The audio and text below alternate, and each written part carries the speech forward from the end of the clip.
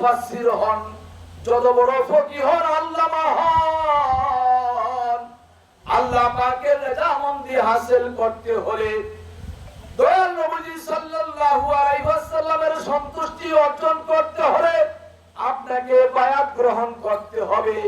একজন হক্কানি পীরের কাছে, হক্কানি মাশায়েখের কাছে, হক্কানি তরিকতের মুর্শিদের কাছে আপনাকে বায়াত করতে হবে। আমি এই কথা কখনো বানিয়ে বলি না, এখনো বানিয়ে বলি না। বায়াতের বিষয়টা মহান আল্লাহ রাব্বুল আলামিন কোরআন শরীফের বিভিন্ন সূরায়, বিভিন্ন আয়াতে, বিভিন্ন রুকুতে সুন্দরভাবে বর্ণনা করে দিয়েছেন।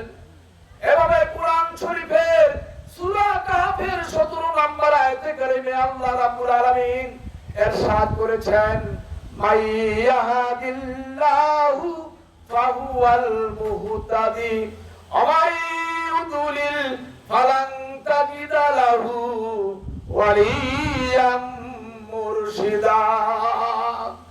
আল্লাহ যাকে হেদায়েত দান করেন সে হেদায়েত পেয়ে যান, আর আল্লাহ যাকে হেদায়েত দেন না, যাকে বিভ্রান্ত করেন, সে কখনো ওলিয়ে মুর্শিদ পায় না।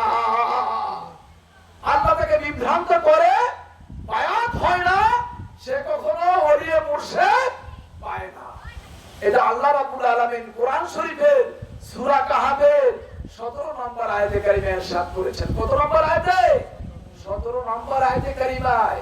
যার অন্তরে, যার কপালে হেদায়েত নাই, সে কখনো মুর্শিদ পায় না, সে কখনো ওলি পায় না, অভিভাবক পায় না। যারাই বায়াত হয়েছে, মুর্শিদ পেয়েছে, বায়াত গ্রহণ করেছে, তাই আপনার সঠিক পথে আছে, হক পথে আছে।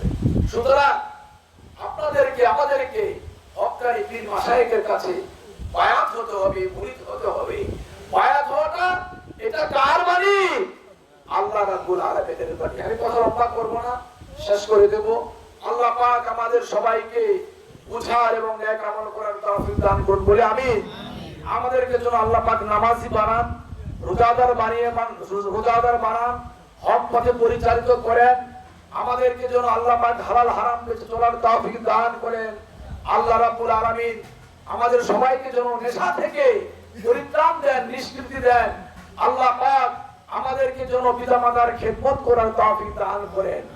আমরা যেন দিনদার হই, আমরা যেন সমাজে হক প্রতিষ্ঠা করি, আমরা যেন হালাল হারাম বেঁচে চলি, অন্যায়কে যেন আমরা পদদলিত করে সমাজের বুকে কোরআন এবং সুন্নাহর হুকুম কায়েম করতে পারি বলে আমিন।